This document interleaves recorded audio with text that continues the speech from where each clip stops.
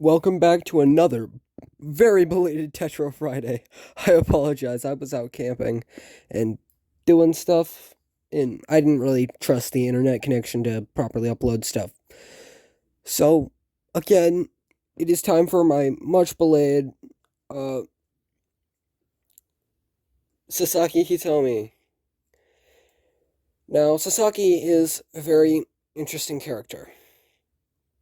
Sasaki, unlike Isuno, I feel has a lot more time to shine during the one chapter that she is alive. However, we get more of Sasaki's character post mortem, and a lot of that is seen via her journal that Hiroaki finds and subsequently gets his head smashed in for. Again, it's complicated on that event. However, Sasaki is a very interesting character because Sasaki is, like many other characters in Tetro, a victim of abuse. But Sasaki is different from that of Ojima, as hers was a teacher, and school for Sasaki, I feel, is something she's very proud of. In fact, it's her talent. Student council president.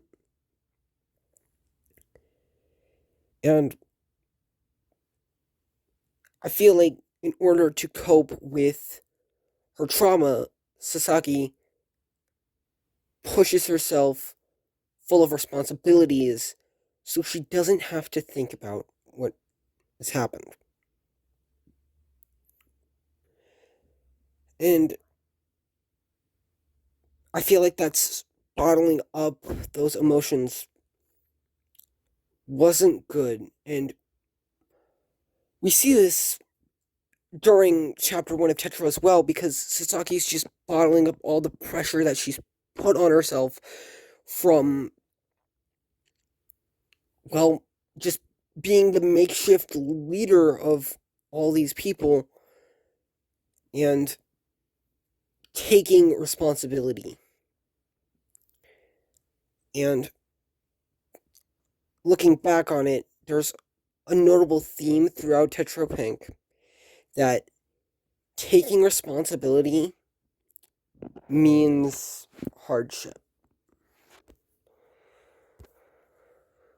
Being responsible has its drawbacks, and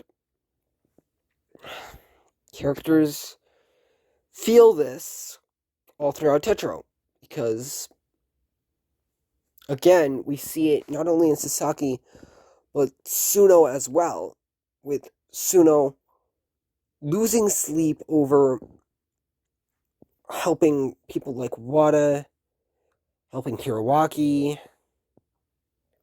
training Yanagi. But we'll get to that when we talk about Suno. Back on the topic of Sasaki, one of the biggest pieces of information we got was actually at the very end of the series, with the poem Red by Sasaki Hitomi. It details Sasaki's struggle well with her trauma in a way that is very interesting. And the entire poem is interesting because it has a lot of parallels to the other killers as well. But we're not going to talk about that right now, because we could go in an entire other video on that. Because that's just more content for me to farm, baby, you know.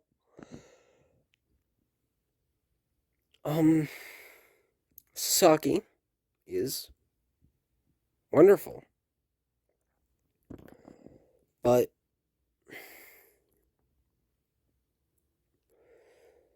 Sasaki's poem details how she feels. It's full of emotion from her perspective. Sorry, just the subject matter makes me uncomfortable. But I suppose that is the point of writing these kinds of things. People being uncomfortable is a necessity if we're going to have a serious discussion on these things. In the poem, Sasaki mentions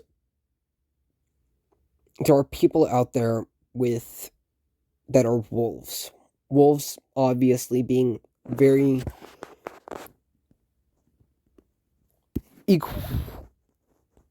just being very similar, or just predators.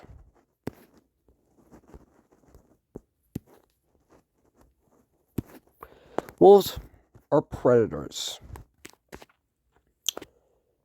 And the way that predators touch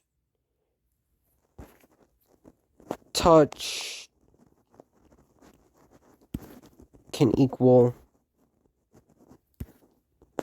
wounds. So when the wolf sinks its teeth into a victim, alright, so the poem equates the harm that a predator does to a person as equal to a wolf biting and tearing into a person as well. There are marks to both, just mentally and physically and psychologically. There are scars that can never be healed. And that's important to remember, because even if scars are invisible, they still hold a lot of weight on a person. People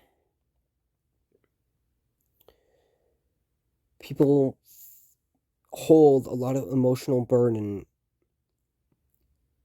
This can either be from... Everyone experiences trauma on some level, I feel. Some much worse than others. Sasaki is one of those people that have had much worse things happen to them. And if this is a secret, I find it kind of strange how she would write this into a poem and present it as we see.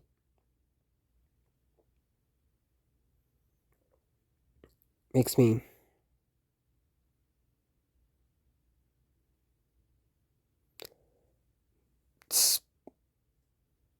I think we just have to suspend our disbelief on that, but still. Wounds don't heal. That's a fact of life, I guess.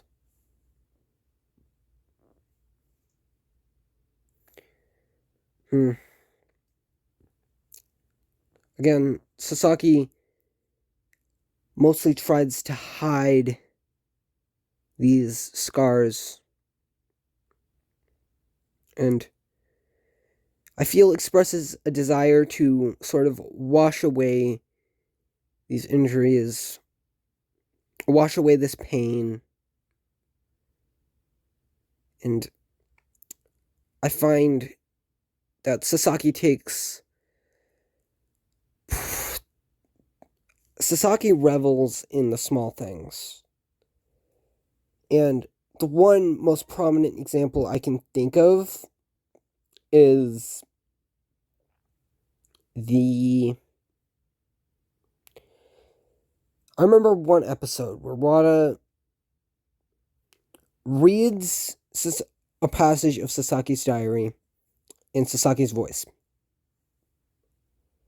Because in that passage,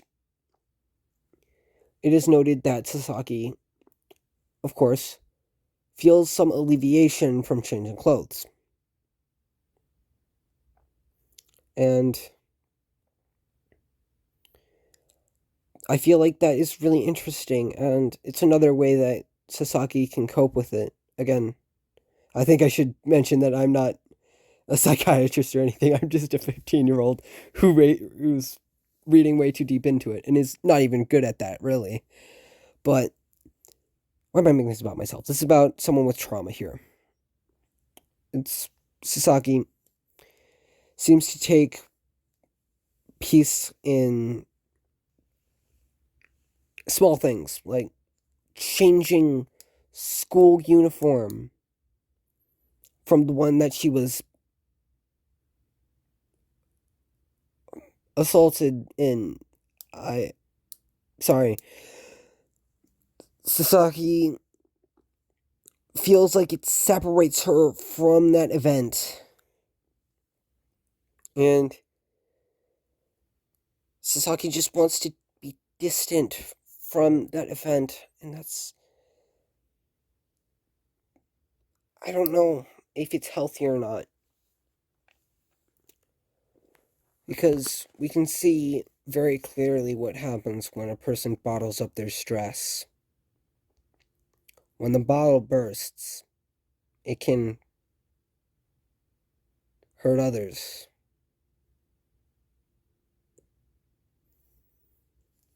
Like what happened to Isano, and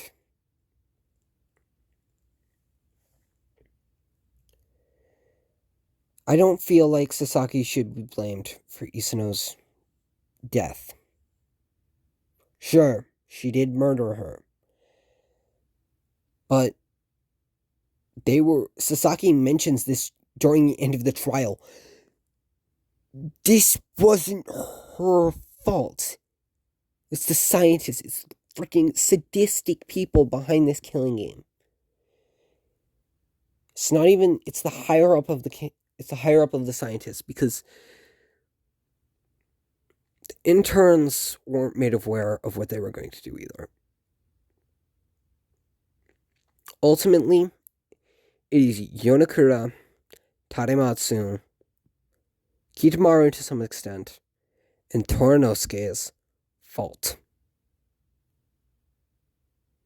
And only one of them seems to realize that.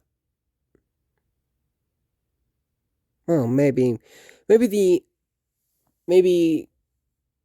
Torinosuke and Yonakura realize it, or they just don't care. But this isn't about them. It's about the people they've hurt. Sasaki did what she did out of desperation. And I doubt Sasaki would have forgiven herself for what she did if she had survived. Because she became the wolf. She failed to remind herself that she was Little Red.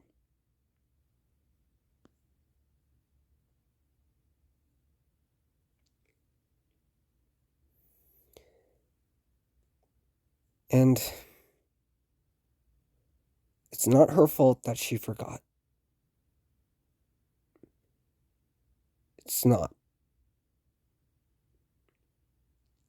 Sasaki took initiative and cracked under the pressure. I doubt many of us would have had the courage to do the same of what Sasaki Hitomi did. Sasaki Hitomi spent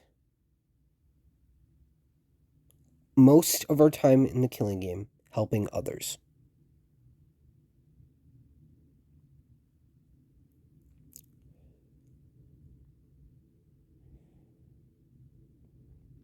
I feel like that alone should make Sasaki Hitomi a good person. But hey, maybe I'm wrong on that. And you can. I will happily debate you in the comments about this. So, let me know if you disagree. These are just my thoughts on it. Again, I am not a therapist or a psychiatrist. I am not an expert. So, feel free to correct me in the comments. And I'll see you all later. Goodbye.